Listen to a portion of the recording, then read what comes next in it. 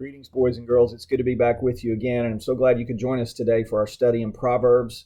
Today I want to look at Proverbs chapter 3. So if you want to get your Bibles and turn there, maybe pause the video while you look to Proverbs. But last week, if you remember, we were actually in Proverbs 4, and we talked about the heart, because early in these chapters of Proverbs, we're seeing a lot of talk about the heart, and I want to make sure we're clear on what that is. So if you remember last week, we said that the Bible uses the word heart to describe that which is deepest within us. That's the thing that we love the most, or the thing that we think about the most, the thing that we want the most.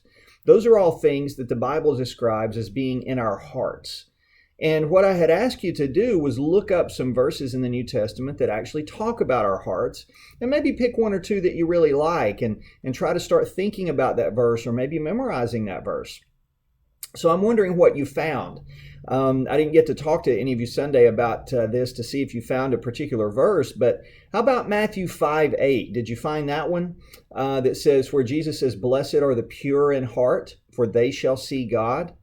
That verse teaches that our hearts should be devoted to one thing. The deepest desires of our hearts should be devoted to God, not to anything else. That's what it means to be pure. Something that's pure has nothing bad mixed in with it. It's all one thing.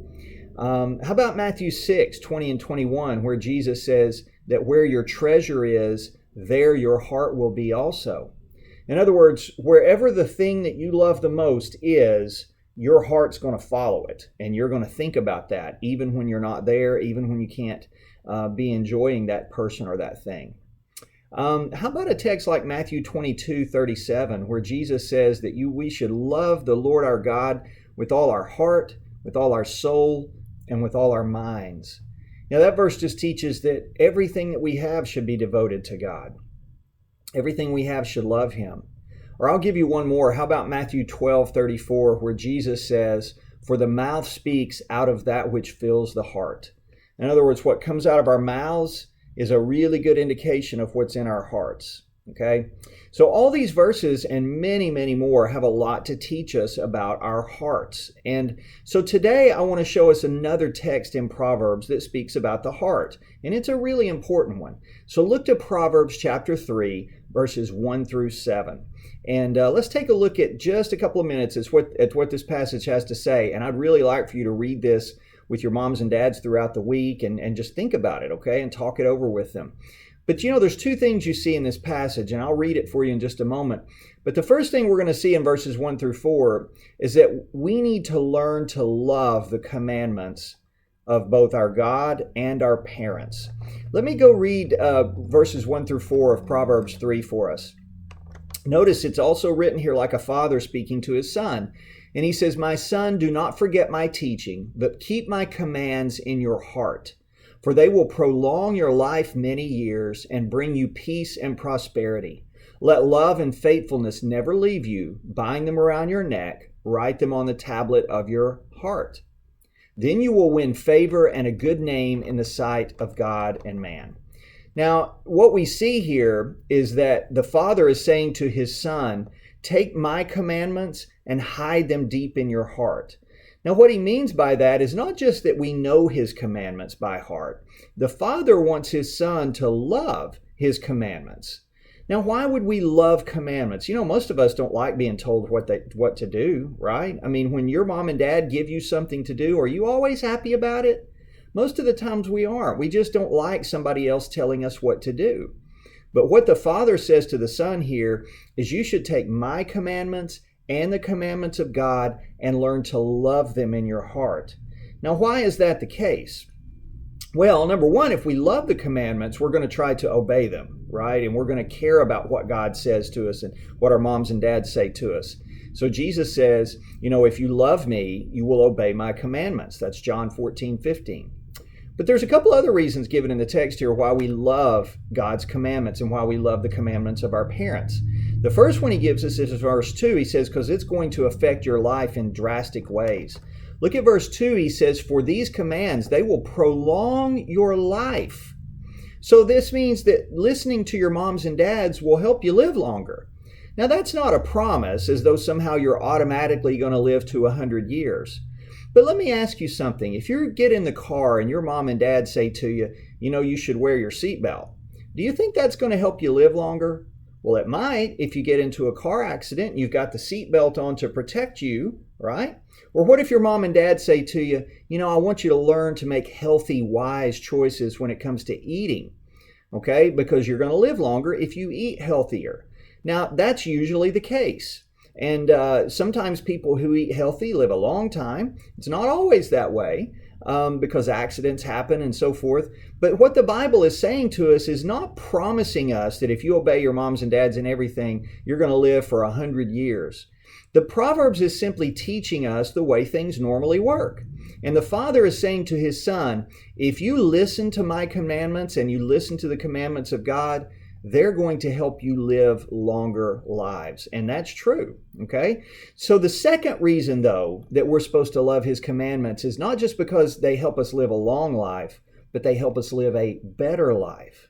He says in verse 2 that they will prolong your life many years and bring you peace and prosperity. So in other words, following the wisdom of your parents will help you have a better life, not just a longer life, okay?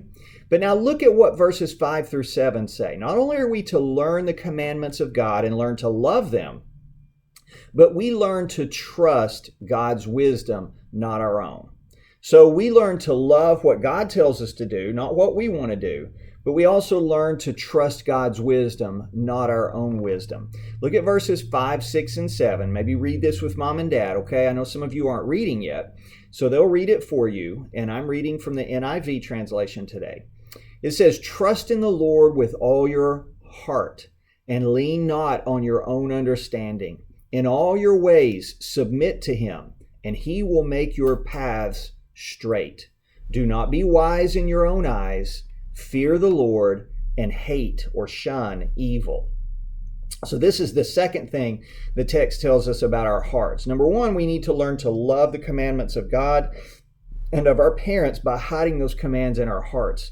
But the second thing is we need to understand that God has all the wisdom, not us. We're coming to Proverbs because we don't have the wisdom that we need. We have to get it from God. And so what he tells us is, in verse 5, we have to trust God's wisdom. God always knows what's best, even if we don't. And sometimes in life, you and I won't know what to do. We don't know how to make the best decision. And so we turn to God and seek His wisdom by reading the Bible and trusting Him. But these verses also teach us that God guides us when we trust Him and trust His word. And if you look at verse 6, it says, in all your ways submit to Him, and He will make your paths straight. In other words, instead of having a crooked, twisted road where you're going over here one direction and then you realize that was a mistake, so you come back over here and you realize, wait a minute, that wasn't the right direction. He always keeps you on the right path. He always keeps you walking in the right direction. So that's what God's wisdom does for us. He guides us when we trust Him and we trust His word. He shows us which path to take. And then finally, the last thing we see in these verses here is that God is always smarter than us. You will sometimes think that you know what the best thing to do is, and God might have to correct you. He might have to knock on the door of your heart and say, wait a minute, don't you remember these Bible verses? That's not the right way to go. So remember, God is always smarter than us. Even when we think we know what's best, even when we think we know as much as God, we don't. And so we always listen to Him by trusting His word. Now, I'm going to give you some homework for next week, okay? Real simple, real easy, but we're going to try to put this into practice, what we've heard today. So I'm going to give you a section of the Bible to read with mom and dad. Matthew chapter 5, verses 1 through 20. That's the beginning of what we call the Sermon on the Mount, and a lot of that will be familiar to you.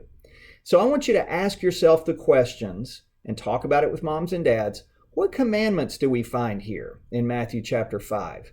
Do they always sound like commandments? You know, sometimes God will tell us to do something, but He doesn't give it to us in the form of a command. What wisdom do you find there? What things do you find in those 20 verses that make you smarter, that make you wiser in terms of knowing God and knowing how He wants you to live? And how can you learn to love what you read there? Okay? Ask mom and dad to help you with this, okay? And I look forward to hearing from you and to finding out how well you were able to read and follow Matthew chapter 5, okay? So I look forward to seeing you soon, boys and girls, and I love you, and I'll talk to you soon. God bless. Bye-bye.